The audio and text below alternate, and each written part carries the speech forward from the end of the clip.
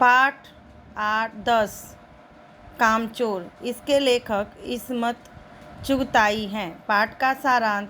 यह पाठ हास्य व्यंग से भरपूर है, जिसमें अमीर के घर उनके बच्चों की शरारतों का वर्णन है, जिन्हें बचपन में काम करने की आदत नहीं डाली, इसलिए वह आलसी और निकम्मे हो गए। उनकी आदतों को देखकर उनके माता पिता जब उन्हें काम करने के लिए आदेश देते हैं तो वह सब इतना धूम मचाते हैं कि दोबारा किसी काम को हाथ न लगाने की चेतावनी देनी पड़े। इससे वे फिर जैसे निकम्मे और आलसी हो जाते हैं।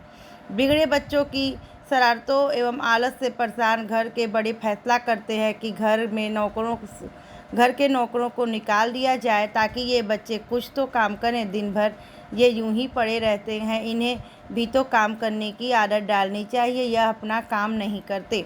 कामचोर कहीं के। सारा दिन उधम मचाना एवं शरारत करना ही इनका काम रह गया है। इतना सुनने के बाद बच्चों को ध्यान आया कि उन्हें कुछ काम करना चाहिए। सबसे पहले उन्हें स्वयं पानी पीने का ख्याल आया, क्योंकि वे अब तक नौकरों के हाथ से पानी पीते थे। पानी पीने के लिए सुराही मटकों के पास घमासान शुरू हो गया। पानी के बर्तन इधर उधर लुढ़क कर गिरे। सब बच्चे पानी पीने से गीले हो गए। अम्मा को इन बच्चों की आदतों के बारे में पता था कि वे कोई ढंग से नहीं कर पाएंगे। वह पिताजी के फरमान जारी किया, जो काम नहीं करेगा उसे रात का खाना नहीं मिलेगा। बच्चों द्वारा काम के बारे में पूछने पर उन्होंने फर्शी दरी साफ करने, पौधों में पानी डालने, आंगन का कूड़ा साफ करने का काम बताया और बच्चों को तनख्वाह का प्रलोभन दिया। अम्मा जी ने पिताजी से कहा कि बच्चों के बस का ये काम नहीं है, पर बच्चे तनख्वाह का लालच पाते ही काम पर टूट पड़े। बच्चों ने फर्शी दरी उठा ली और झटकना शुरू किया। 2-4 बच्चे लकड़ियां लेकर दरी पीटने लगे। इससे सारा धूल भर गया। घर धूल से भर गया। फर्श और दरी धूल सिर पर जम गई। धूल नाक और आँख में घुस गई। खांसते खांसते बुरा हाल हो गया। सब बच्चे बाहर निकल गए। अब उन्होंने आंगन में झाड़ू लगाने का फैसला किया। तनख्वाह के लालच में बच्चे काम में जुटे थे। एक झाड़ू उनके बीच से टूटकर बंटने लगी। झाड़ू टूटकर सीके बन गई। अचानक उन्हें ध्यान आया कि पानी छिड़क देने से धूल कम हो जाएगी। उन्होंने तुरंत दरी पर पानी छिड़का। पानी और धूल से मिलने से दरी कीचड़ में सन चुकी थी। अब सभी आंगन में निकाला गया। अब बच्चों को पौधों में पानी देने का ख्याल आया। वे घर की सारी बाल्टी, लोटे, तसले, भगोने तथा पतलियाँ उठाकर नल की ओर भागे।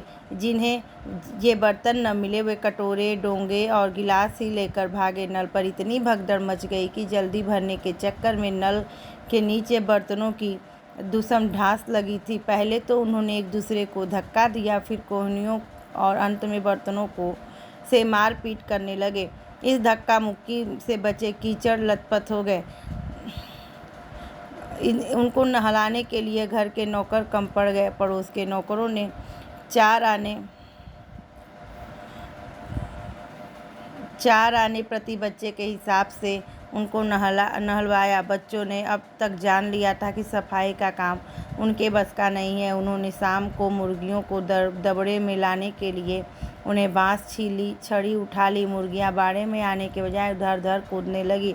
2 मुर्गियां खीर के प्यालों के ऊपर से निकल गई। पता चला कि खीर दादी के दुपट्टे और उनके सिर पर लगी है। एक मुर्गा अम्मा के पानदान में कूद गया और कत्ते चूने के सने पैर से दूध सी सफ़ेद चादर पर छापे छोड़ता निकल गया। एक मुर्गी दाल की पसली में छपकर मारकर तेजी से मोरी में फंसली और सारे कीचड़ मौसी के मुंह पर पड़ गए। सारी मुर्गियां बेनकेल के ऊंट की तरह भाग रही थी। इसी बीच किसी को ख्याल आया कि चलो भेड़ों को दाना खिलाया जाए। दिन भर की भूखी भेड़ें दाना का सूप देखते ही बेकाबू होकर तख्तों पर चढ़ गई। वे सूप में रखे दाने के पीछे भागती जा रही थी। वे पलंगे व फादनी बर्तन लुढ़काती साथ साथ बढ़ने लगी। तख्त पर बानो दीदी के दुपट्टे पर मेगनी का छिड़काव करते ही वे दौड़ रही थी। दानों के पीछे भागती भेड़ें हज्जन माँ के ऊपर से दौड़ गई। ऊपर उस समय वो सो रही थी। इसी बीच भेड़ें सूप के दानों को भूलकर तरकारी की टोकरी में टूट पड़ी। वह जो मटर की फलियां तौलकर रसोई को दे रही थी, उसने अपना बचाव करना चाहा तो उस पर सब बेकार। उसकी सारी तरकारी भेड़ों के पेट में जा चुकी थी। बच्चों को रात का खाना न मिलने की धमकी दी जा चुकी थी, इसलिए उन्होंने भैंसों का दूध दूहने का विचार बनाया। वह धुली बेधुली बाल्टियां लेकर जुट गए। भैंस ने 4 थनों पर 8 हाथ। भैंस बाल्टी को लात मारकर दूर जा खड़ी हुई। उन्होंने उसके पैर बांधकर दूध दूहने का विचार बनाया। झूले की रस्सी उतारकर भैंस के पैरों में 2 पैर चाचा की चारपाई में बांध दिए। अगले 2 पैर बांधना चाह रहे थे तो भैंस चौकन्नी होकर चारपाई सहित भागी। भैंस के भागने से चारपाई पानी के ड्रम में से टकराई और पानी छलने से चारपाई पर सो रहे चाचा जी यह असली बात समझ में आई। वे बच्चे को यूं छोड़ देने वालों को बुरा भला कहने लगे। अचानक बच्चों को भैंस का बच्चा खोलने का ध्यान आया। बच्चे को देखते ही भैंस रुक गई। भैंस का बच्चा तत्काल जुट गया। इधर बच्चे भी अपने बर्तन में लेकर लपके। कुछ दूध जमीन पर, कुछ कपड़ों पर, 2-4 धारें बर्तन में गिरी। बाकी सब बच्चा पी गया।